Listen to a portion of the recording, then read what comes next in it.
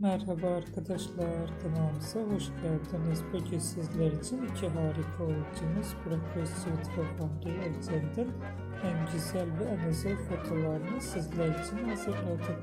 Burak Özçivit ve Fahriye Evcen çifti Çalgıcı isimli birbirlerini sevmiş ve evlenmişler.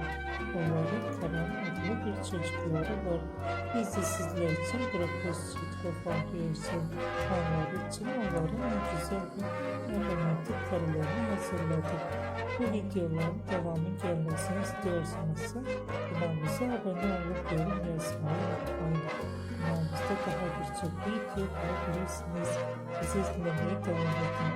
Herkese teşekkür ederiz.